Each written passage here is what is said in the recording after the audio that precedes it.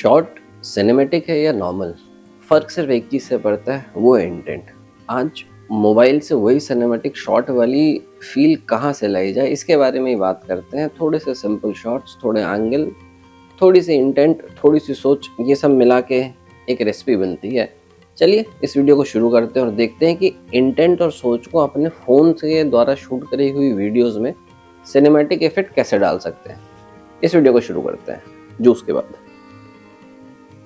Cinematic shots बनाने के लिए सबसे पहला और शायद सबसे ज़रूरी एक रूल होता है, उसे कहते हैं स्टोरी या मोमेंट। अब देखो स्टोरी क्या होती है और मोमेंट, स्टोरी मोमेंट और एक नॉर्मल वीडियो शूट करने में फ़र्क क्या होता है। जैसे मैं बात करूँ, मैं पिछले हफ्ते एक ट्रैक पे गया था। ट्रैक पे गया, ऊपर गया, फ़ोटो खींची, ऊपर के व्यू बहुत ही अच्छे थे। ये एक नॉर्मल वीडियो शूट है, बट अगर आपको इसको स्टोरी में कन्वर्ट करना है, और अगर मैं बात करूँ कि मैं पिछले हफ्ते बैठा था, कुछ दोस्तों का फ़ोन आया और उन्होंने बोला कि भाई हम एक ट्रिप प्लान कर रहे हैं, तू चलेगा। मैंने कहा यार हेल्थ की बैंड बजी पड़ी हुई है, फिटनेस अभी वैसी रही नहीं, तो मैं नहीं जाऊंगा। बट दोस्तों के कहने पे मैं फिर भी मन मार के किसी तरीके से अपनी बाइक उठा के चला गया। जब रास्ते में जब ट्रैक स्टार्ट करी तब तो हौसले बहुत बुलंद थे, बट जैसे जैसे हम ट्रैक के ऊपर चलते गए हालत हमारी टाइट हो गई। 4 दोस्तों में से 3 ने जवाब दे दिया, बट किसी एक ने हम तीनों को घसीट घसीट के ऊपर पहुंचाया। रास्ते में 2 बार स्लिप होते हुए बचे।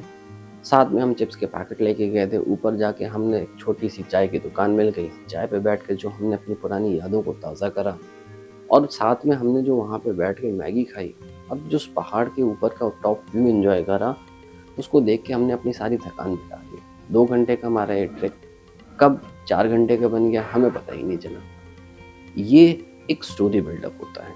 सो अगर आप कोई भी वीडियो शूट कर रहे हो, उसके लिए स्टोरी या मोमेंट को कैप्चर करना बहुत ज़रूरी होता है। अब देखो बहुत सिंपल सी चीज़ है, चाहे आप बाइक स्टार्ट कर रहे हो, या आप चाय बना रहे हो, या आप सिंपल कहीं जा रहे हो, जब तक आप डिटेलिंग को कैप्चर नहीं करोगे कोई भी सिनेमैटिक शॉट्स बनता नहीं है। हर शॉट तभी सिनेमैटिक लगेगा जब वो एक एक मोमेंट फील होता हो। अब देखो वीडियो शूट के लिए जो सबसे बड़ा हथियार अपार्ट फ्रॉम कैमरा है, उसको हम कहते हैं लाइट।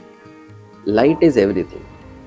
अब अगर आप कोई भी शूट कर रहे हो तो कोशिश ये करो कि या तो आप गोल्डन आवर में करो, या फिर आप विंडो के साथ में बैठ के करो, या फिर आप सॉफ्ट बॉक्स के नीचे करो।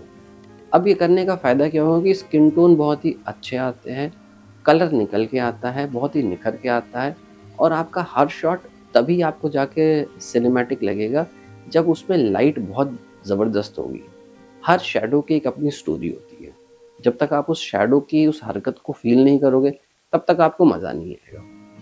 देखो सिनेमैटिक शॉट का एक बहुत सिंपल रूल क्या होता है, स्लो एंड ईज़ी मूवमेंट। आप बस ये 3 तरीके के शॉट्स को रिमेंबर, 3 तरीके के शॉट को याद रखो। एक पुश इन, एक पुल आउट, तीसरा स्लाइड लेफ्ट या राइट। बहुत ही आराम से बिना झटके दिए अपने हाथ को धीरे धीरे धीरे मूव करो। वो उस मोमेंट को जब तक आप फील नहीं करोगे, जब तक आप उस मोमेंट को एंजॉय नहीं करोगे ना, वो शॉट्स में वो इमोशन आएंगे ही नहीं। अगर आप ले रहे हो और आपका हाथ हिल गया जब आप सामने की तरफ पोजिशन कर रहे हो कैमरे को, ऐसे ऐसे ऐसे ऐसे ऐसे धीरे धीरे धीरे, अब इसमें आपका जो हैंड मूवमेंट है बहुत ही स्टेबल होना चाहिए। या अगर आप पुल आउट कर रहे हो तो भी सेम चीज़ ही रखो, हाथ को बहुत ही धीरे धीरे मूव करो। 2-4 बार प्रैक्टिस करोगे चीज़ें आ जाती है। फ़ोन के साथ ये करना बहुत ईजी होता है, क्योंकि फ़ोन का वेट उतना होता नहीं है। जब ये सेम चीज़ आप डीएसएलआर के साथ में कर रहे हो, वहाँ पे दिक्कत ज़्यादा आती है, क्योंकि डीएसएलआर का वेट उसके लेंस के हिसाब से बहुत ही इम्बैलेंस होता है। तो आपको उसको वहाँ से पकड़ना है जहाँ से आप उसको बैलेंस कर सको। अब देखो चौथी सबसे बड़ी चीज़ होती है कि एंगल। एंगल एक ऐसी इकलौती चीज़ है जो क्रिएट करती है ड्रामा। अब अगर आप सारे शॉट्स आई लेवल पे ही लोगे ना, तो उसमें मज़ा नहीं आता। उसमें कुछ वेरिएशन आपको दिखेगी नहीं, और आपकी स्टोरी टेलिंग का फॉर्मेट बहुत ही फ्लैट चलता जाएगा। अब इसमें देखो 3-4 एंगल होते हैं जिनको आपको हमेशा ध्यान रखना चाहिए। एक होता है टॉप एंगल। टॉप एंगल हमेशा एक एस्थेटिक लुक देता है। दूसरा एक होता है लो एंगल, जो आप नीचे से शूट करते हो, ये हमेशा पावर को रिप्रेजेंट करता है। तीसरा होता है आपका ओवर द शोल्डर शॉट, ये स्टोरी टेलिंग में एक नया ही एंगल आता है। अगर आपने कभी मूवीज़ पे भी ध्यान दिया हो, इसमें ये तीनों एंगल बहुत ज़्यादा यूज़ होते हैं। हर एंगल का अपना एक व्यू पॉइंट होता है। अगर उस व्यू पॉइंट को आप समझोगे कि मैं आपसे बात कर रहा हूँ, बात ये है कि मैं आपसे बात कर रहा हूँ, ये एक तरीका हुआ। दूसरा, इस कैमरे के पीछे कौन है, मेरे पीछे क्या हरकत हो रही है।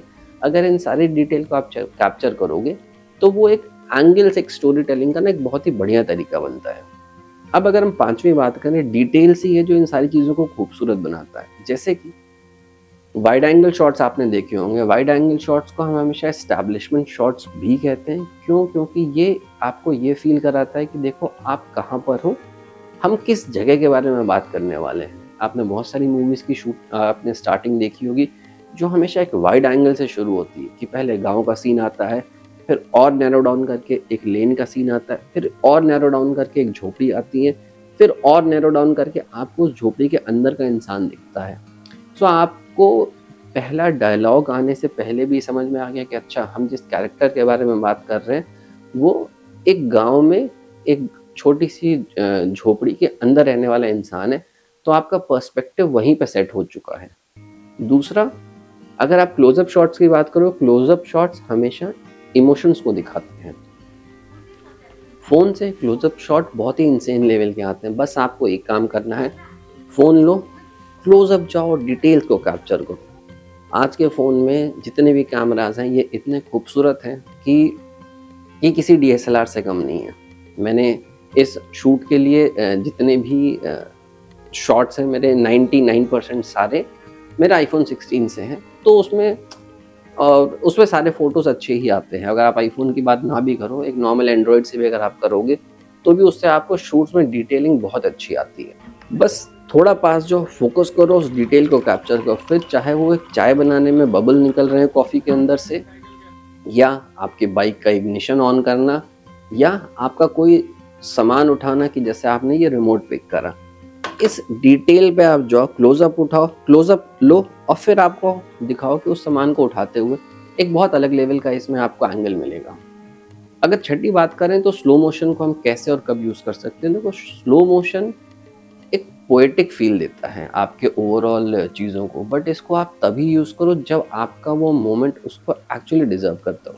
जैसे फॉर एग्ज़ाम्पल, अगर आप वॉक कर रहे हो, या हवा का रुख बहुत तेज़ है, या बादलों में कोई हरकत हो रही है, या बहता हुआ कोई पानी है जहाँ पे मूवमेंट बहुत फास्ट है और आपको उसको स्लो करना है, वहाँ पे वो शॉट को जैसे ही आप स्लो करोगे उसमें बहुत अच्छा आपको एक पोएटिक फील आएगा। अगर आप लोगों ने कभी केजीएफ मूवी देखी है, केजीएफ में स्लो मोशंस का बहुत बेहतरीन तरीके से यूज़ करा गया है। अचानक से जब यश उसमें रॉकी किसी को मार भी रहा होता है ना, अचानक से मारते समय वो कैमरा धीरे से स्लो कर देता है, तो आपको उसके इंटेंसिटी का फील होता है कि भाई बहुत ज़ोर की पड़ी है। सो ये सारे इमोशंस आपको स्लो मोशन में बहुत बढ़िया से कैप्चर होते हैं, लेकिन ये तभी हो सकते हैं जब आपका मूवमेंट बहुत तेज़ हो और आपको उसको स्लो करके थोड़ी सी उसमें स्टोरी डालनी हो, आपको तब इसको यूज़ करना चाहिए। बट है कमाल का शॉट, आप ट्राई बिल्कुल कर सकते हो। देखो, कोई भी शूट आपका सिनेमैटिक तभी बन सकता है जब उसमें सिर्फ शॉट्स के साथ साथ में आपकी साउंड भी बहुत बढ़िया हो। जैसे सिंपल सी बात करूं, जिप बंद करना, या चाबियों की खड़खड़ाहट, ठीक है, या ऐसी कोई भी चीज़ जैसे पानी का कलकल बहता हुआ जो साउंड आता है, ये सारी, या अगर आप कभी जंगल शूट कर रहे हो तो बर्ड का जो चिड़ियों का चहचहाना जंगल में आपको सुनाई देता है, वो एक अलग ही आपको साउंड को ना वो एक एम्बिएंट सा फील देता है और आपके ओवरऑल शूट में एक अलग सा एक एंगल डालता है कि आवाज़ों से बहुत ज़्यादा फ़र्क पड़ता है। तो आप इसको भी ज़रूर ध्यान रख सकते हो। फ़ोन से चीज़ें रिकॉर्ड करो और तब वो आपके साउंड का ओवरऑल इफ़ेक्ट आपके वीडियो में, वो जो एक साउंड एम्बिएंट क्वालिटी डालता है ना, उसको बीट करना बहुत मुश्किल है, बट ये एक बहुत इंपॉर्टेंट पार्ट है। बस यही 3-4 चीज़ें हैं, लाइट, मूवमेंट, एंगल और डिटेलिंग। इस वजह से देखो, लाइट, एंगल और मूवमेंट को कैप्चर करना आपको बहुत आसान है। और जैसे ही आपने डिटेलिंग पे ध्यान दिया, लाइट, मूवमेंट और एंगल को, हाँ बिल्कुल सही कहा मैंने, लाइट, मूवमेंट और एंगल को कैप्चर करना बहुत आसान है। बस आपको डिटेलिंग में ध्यान देना है। जैसे ही ये चारों चीज़ें आपकी एक सेट तरीके से आ गई, आपका कोई भी वीडियो बहुत ही सिनेमैटिक व्यू लुक अपने आप उसमें आ जाएगा। देखने वाला आपकी स्टोरी से रिलेट कर सकता है और आपको समझ में आएगा कि हाँ, यही वो एक चीज़ थी जो मेरे वीडियोज़ में मिस हो रही थी। सिनेमैटिक शॉट्स का मतलब कभी भी एक्सपेंसिव कैमरा नहीं होता है। सिनेमैटिक शॉट शायद कैमरे से ज़्यादा आपके दिमाग में होते हैं। जिस दिन आपको ये बात समझ में आ गई कि किसी भी वीडियो शूट को सिनेमैटिक फ़ोन से भी कैसे करा जा सकता है, उस दिन ही आपको ये सारी केमिस्ट्री सॉल्व हो जाती है। मैं भी अभी ट्राई कर रहा हूँ, मैं भी सीख रहा हूँ। ऐसा नहीं है कि मुझे ये चीज़ें बहुत अच्छे से आती हैं, बिल्कुल भी नहीं आती। मैं रोज़ सीखता हूँ कुछ ना कुछ, मैं आज भी इसको सीख रहा हूँ। बट हाँ, इन चीज़ों को करके आपके वीडियो की क्वालिटी बहुत अच्छी करी जा सकती है। अगर ये वीडियो पसंद आया हो दोस्तों, तो लाइक करें, कमेंट करें, शेयर करें। सब्सक्राइब नहीं करा हो तो कर लें। बाकी हम ऐसे वीडियो के साथ आगे मिलते रहेंगे। आगे के लिए, तब तक के लिए रब राखा, टेक केयर दोस्तों, मिलते हैं नेक्स्ट वीडियो में। Bye bye.